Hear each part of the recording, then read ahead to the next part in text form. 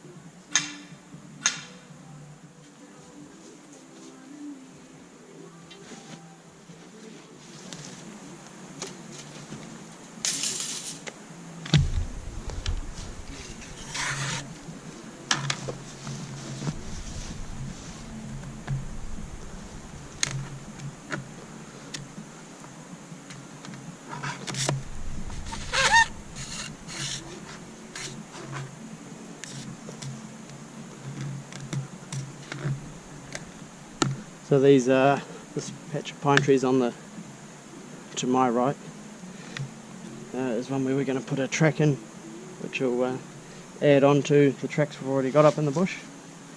You would see some videos.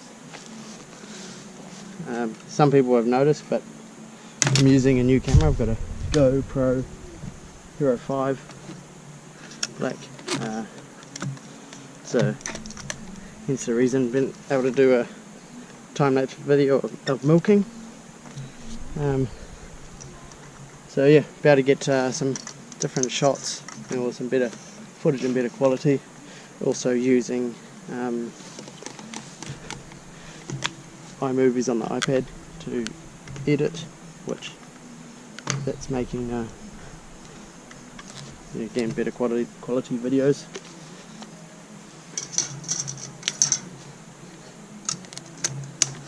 So yeah, at some point you will see some helmet cam footage from up in the bush, which I've already had a trial run but didn't have anything to edit it, so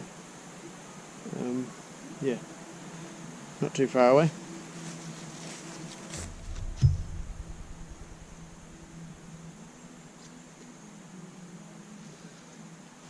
So these are what I use for tightening up the fences. My brother gave me a big, well actually a lot, like for my birthday he gave me 200, he got them off Trade Me for a good deal. So yeah, and then I've also got another bag off him, so there's probably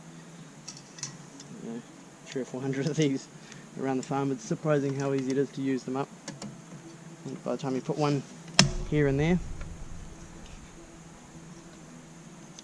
It's quite good with the one wire fences, just putting these in because it's nice and simple, don't have to, and you can re-tighten them.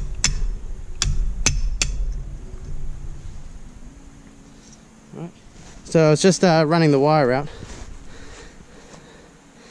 You can't see it, but there's my bag down there with insulators.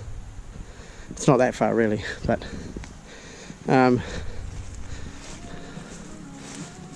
put the wire on this, I think they're called spinning Jenny, or there's a few names for them, but yeah, I don't mind fencing, but sometimes I get really annoyed with wire, which is a bit of a mess.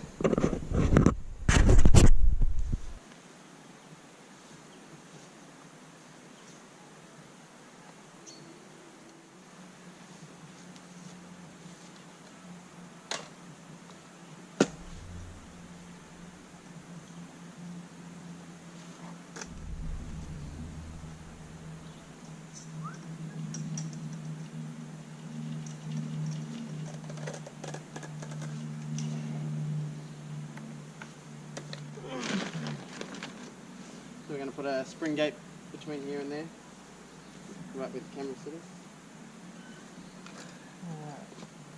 So there will always be power on this one because there's no need to have underground cable up here.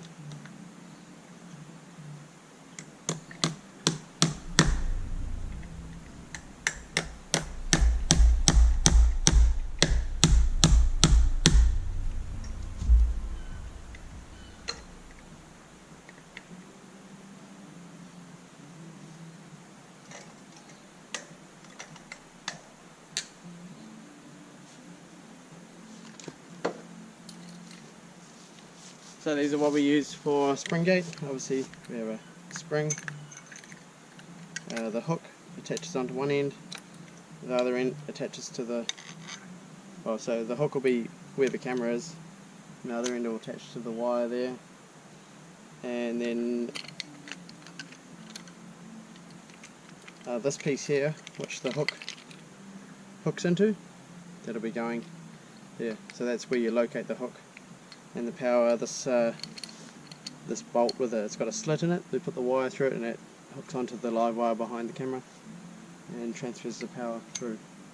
So this gate here should never get open. The only time it'll get opened is if there are stock in there, which is I've never had it happen, or if we're going riding in here, the gate can be open. So let's put it together.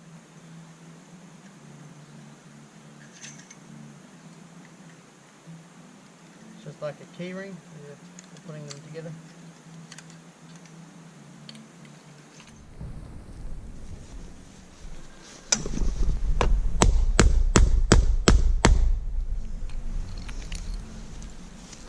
So we're going to put this on the round face, which you can't see from the camera.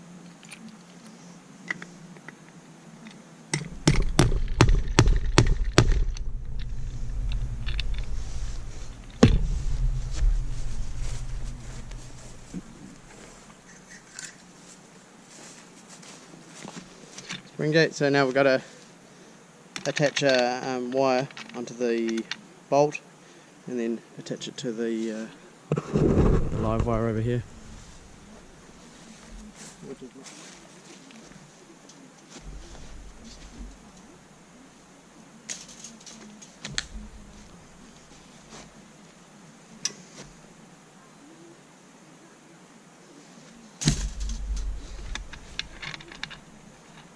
Probably enjoy doing fencing because you start out doing a fence, you put the posts in, and then at the end of the day you can see what you've done. It's sort of like mowing the lawn. You feel like you've achieved something.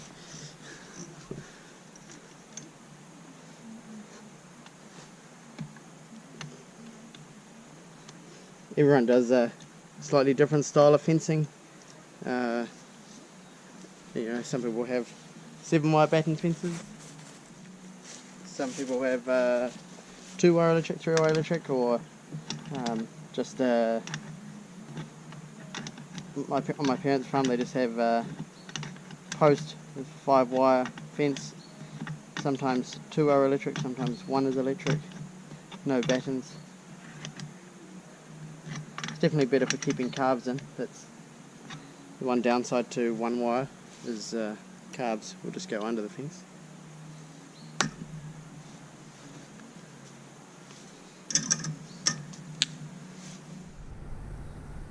Alright, so I've just got back from doing the fencing, and just before that I got some urea out. So what I'm doing is I'm about to spray some dissolved urea onto our new grass paddocks.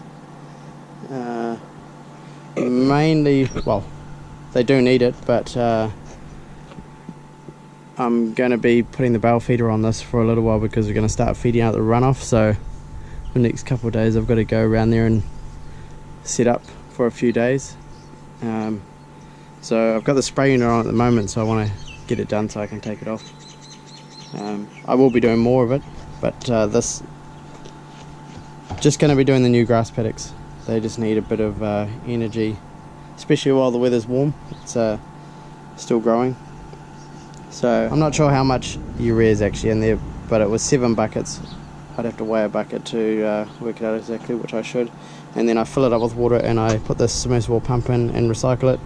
dissolve it, so I'm going to be putting half of this into the sprayer, and the sprayer will do about 3 to 3.5 hectares before we need to refill. So let's get to it.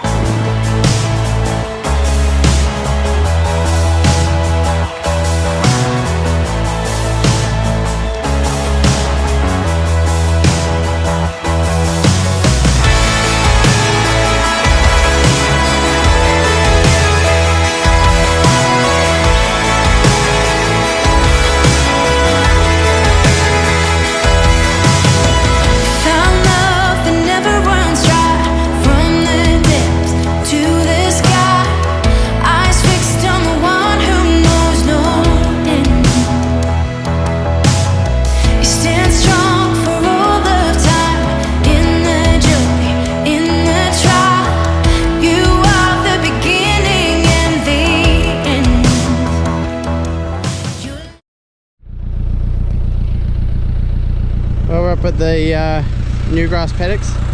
They're looking really good. About to put a bit of nitrogen on these ones, spray it on. Yeah, better get to it.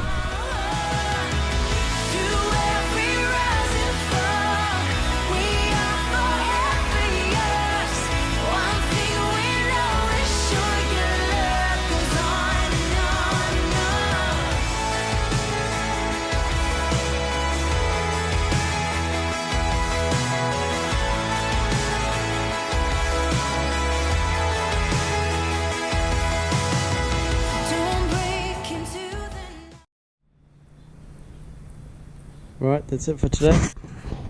Finished the spraying of the new grass. Right, now I'm going to go and turn the irrigator around so it's ready for tomorrow. Wash the vat and head home. So yeah, thanks for watching, and I'll see you another time. Bye.